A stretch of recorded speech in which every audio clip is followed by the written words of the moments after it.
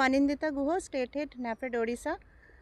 This initiative is being taken by Department of Consumer Affairs, Government of India, to reach out to the customers with our procured stock from NAFED. So NAFED is procuring different type of pulses, you all know.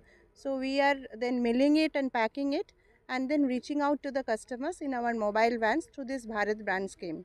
This scheme is launched by Department of Consumer Affairs, Government of India, and NAFED is the implementing agency along with other two implementing agencies. So what we are doing, that we are moving the mobile vans throughout Odisha. In different districts our mobile vans are moving and carrying this atta, Bharat atta, which is priced at 30 rupees a kilo, chana dal, which is priced at 70 rupees a kilo, moong dal, that is priced at 107 a kilo, and rice, which is priced at 34 rupees a kilo. So we are selling this through our mobile vans. We have also chana whole, that is 58 rupees a kilo, and reaching out to the customers by going to their doorstep. It is a concept that from farmland to direct to the customer point. That is a scheme of this benefit of this scheme, that reaching out to the customers. Thank you.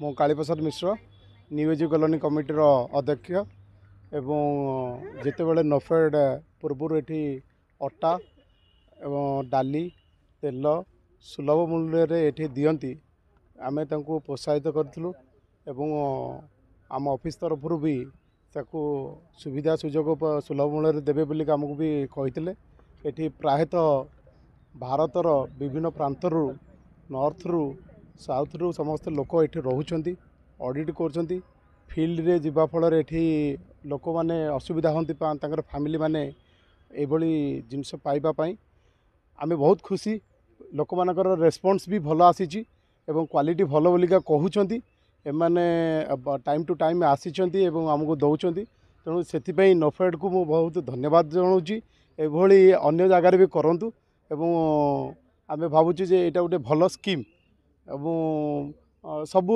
ओडिशार विभिन्न प्रांत भी एमाने चेष्टा करंतु।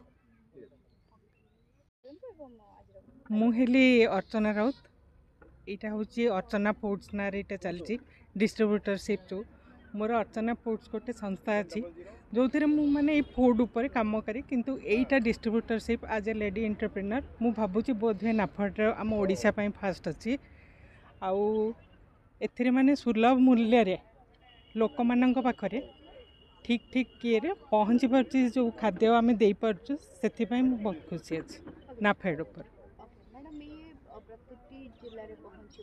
हाँ यहाँ already प्रत्येक जिले में सब पहुँची सारे आउ किछि डिस्ट्रीब्यूटर भी माने नुआ नुआ आसुँच सेकेंड फेज रे मु पाइछि। रानी सामल फ्रॉम नाफेड भुवनेश्वर आम मैंने ये आमर भारत डाली भारत अटा आउ भारत राइस भी आमर आसूची भारत चना डाली आसूची सबू जिनिस आपण मैंने सुविधा रे पाई पारंतु कम रेट रे पाई पारंतु तापय एटा आमर गोटे प्रचेष्टा चली या सहित एबे आमे नुआ लॉन्च करूछु नाफेड मस्टर्ड ऑयल और नाफेड टी तो सेटा आपण जेते नहीं पारिबे आमको प्रोत्साहित मिलिबो आमे आपण मानकु सते जोगै पारिबो ओडिशा मार्केट रे गवर्नमेंट रो प्रोडक्ट लॉन्च हो सेटा आम मानकर गोटे आशा आपण माने हमको सहयोग करिवे ओडिशावासी भी आम मानकु सेतिकी सहयोग करिवे बोली हमर आशा अछि जहा फल रे ए ब्रांड आउरी मार्केट रे अधिक परिमाण रे बिक्री हे पारिबो। Thank you.